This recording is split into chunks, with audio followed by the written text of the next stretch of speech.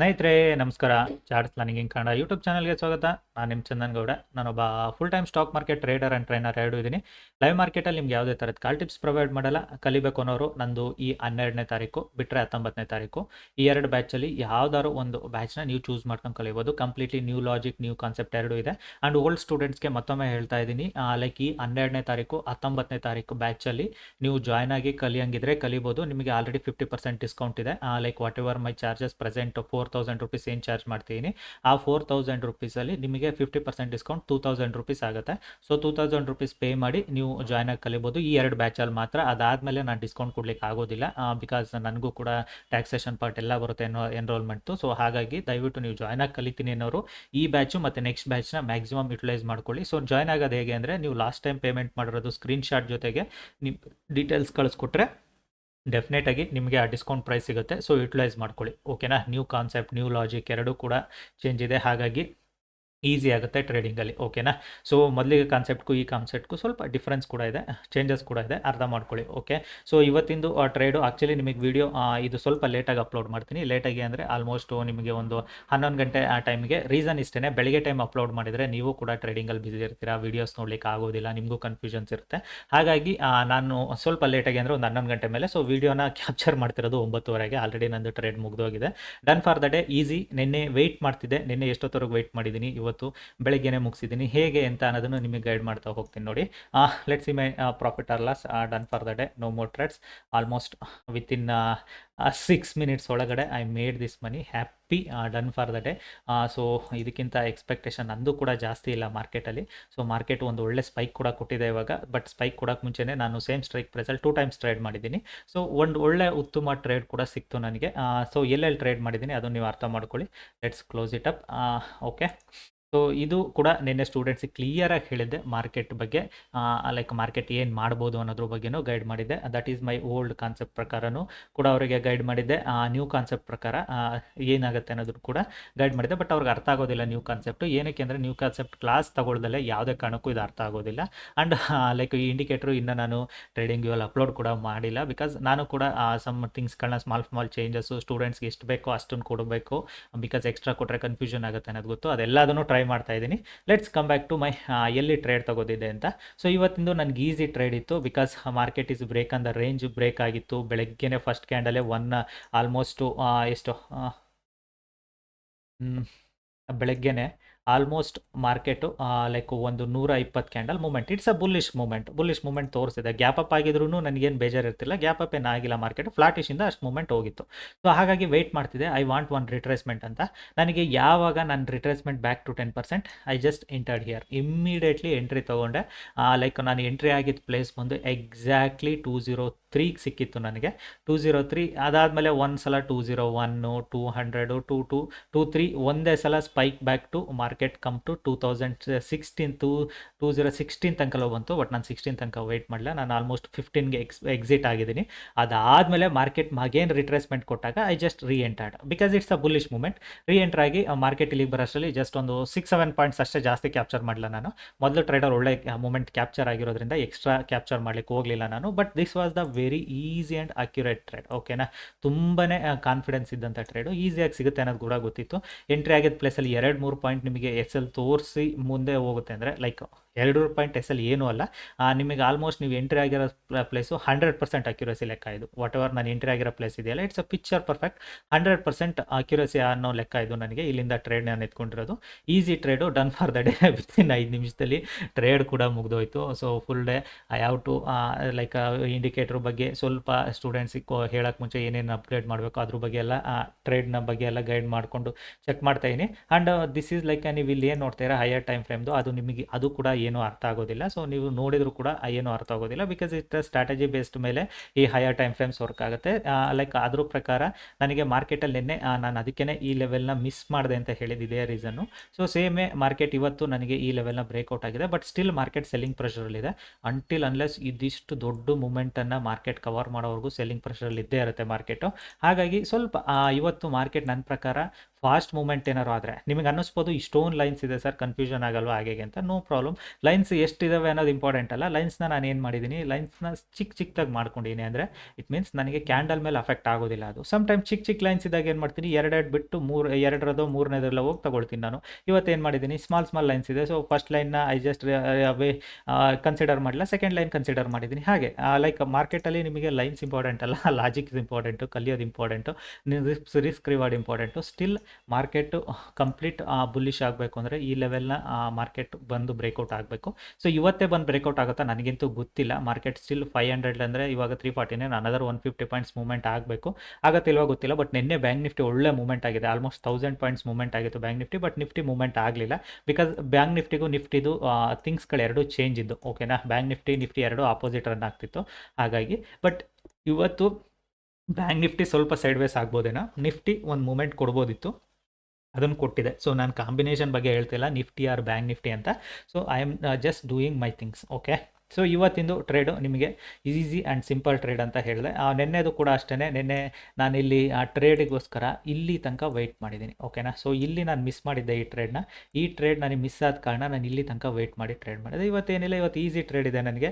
Easy trade finish the day. Okay, so ಕಲಿತ್ರೆ always easy ಆಗುತ್ತೆ. ಮತ್ತೊಮ್ಮೆ ಹೇಳ್ತಾಯಿದ್ದೀನಿ. ಸೊ ಈ 12ನೇ ತಾರೀಕು ಬ್ಯಾಚು, 19ನೇ ತಾರೀಕು batch specially for old students preference ಆಗಿ ನಾನು ಮಾಡ್ತಿರೋದು ಇದು.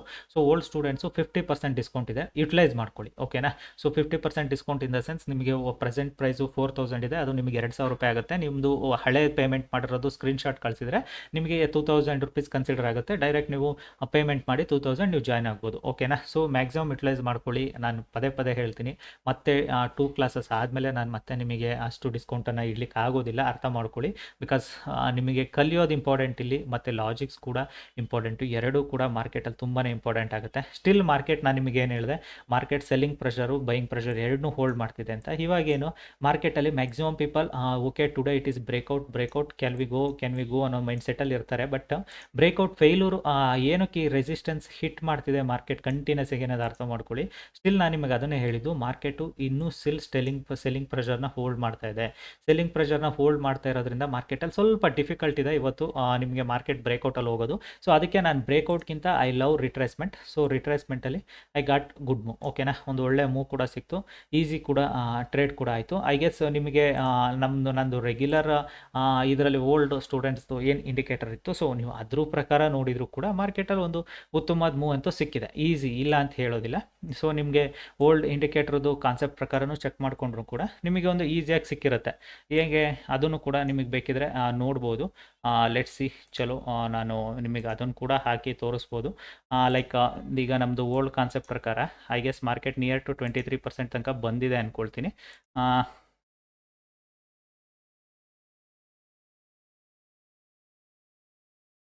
ಇಲ್ಲ, ಮಾರ್ಕೆಟ್ 23% ತನಕ ರೀಚೇ ಆಗಿಲ್ಲ. ಸೊ ಅದಕ್ಕೆ ಹೇಳಿದ್ದು ನಿಮಗೆ ಓಲ್ಡ್ ಕಾನ್ಸೆಪ್ಟಲ್ಲಿ ಏನಾಗುತ್ತೆ, ದಿಸ್ ವಾಸ್ ದ ಇಶ್ಯೂ. ನಿಮಗೆ ಇಲ್ಲಿಗೆ 23% ತನಕ ಬರಲಿಲ್ಲ. ಸೊ ನಿಮಗೆ ಇಲ್ಲಿ ಟ್ರೇಡ್ ಮಿಸ್ ಆಯಿತು. ಬಿಕಾಸ್ ಆಫ್ ನಾನು ಕೂಡ ಈ ಥರ ತುಂಬ ಸಲ ಟ್ರೇಡ್ ಮಿಸ್ ಮಾಡ್ಕೊಂಡಿದ್ದೀನಿ, ನೀವು ಬಿಲೀವ್ ಮಾಡಲ್ಲ. 300 to 280 ಆಲ್ಮೋಸ್ಟ್ ಒಂದು 10 ಪಾಯಿಂಟ್ 15 ಪಾಯಿಂಟ್ ಡಿಫ್ರೆನ್ಸಲ್ಲಿ ತುಂಬ ಟ್ರೇಡ್ಸ್ ಮಿಸ್ ಆಗಿದೆ. ಇಷ್ಟು ದೂರ ಟ್ರೆಂಡ್ ಮಿಸ್ ಆಯ್ತಲ್ಲ ಅಂತ ಏನಾಗುತ್ತೆ, ಅವಾಗ ಇಮಿಡಿಯೇಟ್ ಹೋಗ್ಬಿಡೋದು. ಇಲ್ಲಿ ಫೋಮೋದಲ್ಲಿ ಬ್ರೇಕ್ಔಟಲ್ಲಿ ಎಂಟ್ರಿ ಆಗೋದು. ನಾವು breakout is hitting your S L. ಓಕೆನಾ, ಬ್ರೇಕ್ಔಟ್ ಏನು ಮಾಡ್ತಿದೆ, ನಿಮ್ಮ ಎಸ್ ಎಲ್ನ ಹಿಟ್ ಮಾಡ್ತಿದೆ. ಕ್ಲಿಯರಾಗಿ ಗೊತ್ತಾಗ್ತಿದೆ ನಿಮ್ಮ ಎಸ್ ಎಲ್ ಹಿಟ್ ಆಗ್ತಿದೆ ಅಂತ. ಬಿಕಾಸ್ ಎಸ್ ಎಲ್ ಹಿಟ್ ಆಗಿದೆ ಇಲ್ವಾ ಅನ್ನೋದನ್ನು ಕೂಡ ನೀವು ಲೈಕ್ ಆಪ್ಷನ್ ಸ್ಟ್ರೈಕ್ ಪ್ರೈಸ್ಗೆ ಹೋಗಿ ಚೆಕ್ ಮಾಡಿಕೊಂಡ್ರೆ ಈಸಿಯಾಗಿ ಗೊತ್ತಾಗುತ್ತೆ. Like options 23,300 call side. So if you look for a 23,300 call side, like ಮಾರ್ಕೆಟಲ್ಲಿ ನಿಮ್ಗೆ ಇವಾಗ ಎಸ್ ಎಲ್ ಹಿಟ್ ಆಗಿದೆಯಾ ಇಲ್ವಾ. So look at it. ಮಾರ್ಕೆಟಲ್ಲಿ ನಾನು ಎಂಟ್ರಿ ಆಗಿದ್ದ ಪ್ಲೇಸ್ಗೂ ಇವಾಗಿಂದಕ್ಕೂ ನಾನು ನಿಮಗೆ ಅದಕ್ಕೆ ಹೇಳ್ತಿದ್ದು, ಲೈಕ್ ನಾನು 300 ಕಾಲಲ್ಲಿ ಎಂಟ್ರಿ ಮಾಡಿದ್ದು ಎಷ್ಟು, 203. ಓಕೆನಾ, ಸೊ ಮಾರ್ಕೆಟಲ್ಲಿ ನಾನು ನಿಮಗೆ ಅದಕ್ಕೆ ಹೇಳಿದ್ದು 203 ಇಂದ ಮಾರ್ಕೆಟ್ ಎಷ್ಟು ಕೆಳಗೆ ಬಂದಿದೆ, it is back to just 200. It means 2-3 points up and down ಆಗೇ ಆಗುತ್ತೆ. ಫಸ್ಟ್ ಟ್ರೇಡ್ ನಾನು ನಿಮಗೆ ಹೇಳಿದೆ, ಮಾರ್ಕೆಟ್ ವೆಂಟ್ ಅಪ್ ಟು ಎಷ್ಟು, 219 ತನಕ ಹೋಗಿದೆ. 19 ತನಕ ಎಲ್ಲ ನಾನು ನೋಡಿಲ್ಲ, ನಾನು 15 ಒಳಗಡೆ ಅದನ್ನು ಎಕ್ಸಿಟ್ ಕೂಡ ಆಗಿದೆ. Second trade I just entered almost 210. Market back to 208. 210ಇಂದ ಇಟ್ ವೆಂಟ್ ಅಪ್ ಟು 217, 218 ತನಕ, 219, 10 ಪಾಯಿಂಟ್ಸ್ ಹೋಗಿದೆ. ನಾನು 10 ಪಾಯಿಂಟ್ಸ್ ಕ್ಯಾಪ್ಚರ್ ಮಾಡಿಲ್ಲ, 6-7 ಪಾಯಿಂಟ್ ಕ್ಯಾಪ್ಚರ್ ಮಾಡಿದೆ. ಸೊ ಇವಾಗ ನಿಮಗೆ ಲಾಸ್ ಹಿಟ್ ಆಗಿದೆ, ಸ್ಟಾಪ್ ಲಾಸ್ ಆಗಿದೆಯಾ ಇಲ್ವಾ ನೀವು ಚೆಕ್ ಮಾಡ್ಕೋಬೇಕು. ಅಂದರೆ ಸಪೋಸ್ ನೀವು ಇಲ್ಲಿ ಎಂಟ್ರಿ ಆಗಿರ್ತೀರ ಅಂದರೆ 222, ಮಾರ್ಕೆಟ್ ಬ್ಯಾಕ್ ಟು 260, ಸ್ಟಿಲ್ ನಿಮ್ಮ ಸ್ಟಾಪ್ ಲಾಸ್ ಹಿಟ್ ಆಗಿಲ್ಲ. ಓಕೆನಾ. ಸ್ಟಿಲ್ ನಿಮಗೆ ಸ್ಟಾಪ್ ಲಾಸ್ ಹಿಟ್ ಆಗಿಲ್ಲ, but if it is breaks ಡೆಫಿನೆಟಾಗಿ ಒಂದು ಫಾಸ್ಟ್ ಮೂಮೆಂಟ್ ಆಗುತ್ತೆ. ಇವಾಗಲೂ ಹೇಳ್ತಾ ಇದ್ದೀನಿ, ಮಾರ್ಕೆಟ್ ಏನಾದರೂ ಈ ಲೆವೆಲ್ನ ತೆಗೆದ್ರೆ 223ನ ತೆಗೆದ್ರೆ ಮಾರ್ಕೆಟಲ್ಲಿ ಒಂದು ಸ್ಪೈಕು ಯು ಕ್ಯಾನ್ ಎಕ್ಸ್ಪೆಕ್ಟ್ 233 ಬರುತ್ತೆ ಇಲ್ವಾ. ಸ್ಟಿಲ್ ಮಾರ್ಕೆಟು ಸೆಲ್ಲಿಂಗ್ ಪ್ರೆಷರಲ್ಲಿದೆ. ಈ ಕ್ಯಾಂಡಲ್ ಮೇಲೆ ತುಂಬಾ ಡಿಪೆಂಡೆನ್ಸಿ ಇದೆ, ಓಕೆನಾ. ಸೊ ಮಾರ್ಕೆಟಲ್ಲಿ ನೆಕ್ಸ್ಟ್ ಕ್ಯಾಂಡಲ್ ತುಂಬಾ ಇಂಪಾರ್ಟೆಂಟ್ ಆಗುತ್ತೆ ಇವಾಗ. ಸೊ ನಾನು ಇದನ್ನು ನಿಮಗೆ ಲೈವಲ್ಲಿ ತೋರಿಸ್ತಾ ಇಲ್ಲ, ಬಿಕಾಸ್ ಇದು ರೆಕಾರ್ಡಿಂಗಲ್ಲಿ ಓಡ್ತಾ ಇದೆ. ಸೊ ನಿಮಗೆ ಅಪ್ಲೋಡ್ ಆಗೋಷ್ಟರಲ್ಲಿ ತುಂಬ ಟೈಮ್ ಆಗಿರುತ್ತೆ. ಬಟ್ ಅರ್ಥ ಮಾಡ್ಕೊಳ್ಳಿ, ಲಾಜಿಕ್ಸ್ಗಳು ತುಂಬ ಸಿಂಪಲ್ ಲಾಜಿಕ್ಸ್ಗಳು ಎಷ್ಟು ಇಂಪಾರ್ಟೆಂಟ್ ಆಗ್ತವೆ ಅನ್ನೋದನ್ನು. ಮಾರ್ಕೆಟ್ 216 ಬ್ಯಾಕ್ ಟು 216 217 ಸ್ಟಿಲ್ ಹೇಳ್ತಾ ಇದ್ದೀನಿ, ಅದನ್ನು ಬ್ರೇಕ್ಔಟ್ ಮಾಡಿಲ್ಲ. ಇವತ್ತೇನಾದರೂ ಬ್ರೇಕ್ಔಟಲ್ಲಿ ಟ್ರೇಡ್ ತೊಗೊಂಡವರು ಎಷ್ಟು ಮಟ್ಟಿಗೆ ಟ್ರ್ಯಾಪ್ ಆಗ್ತಾರೆ ಅನ್ನೋದು ಇಲ್ಲೇ ಗೊತ್ತಾಗುತ್ತೆ. 16ಅಲ್ಲೇ ಇದೆ ಅನ್ನೋ ಮಾರ್ಕೆಟು.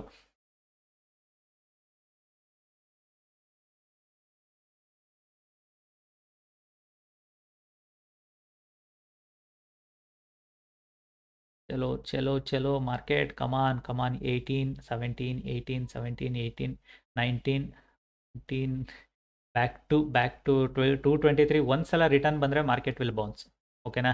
ಅಗೇನ್ ಬ್ಯಾಕ್ ಟು 223ಗೆ ಬರಬೇಕದು.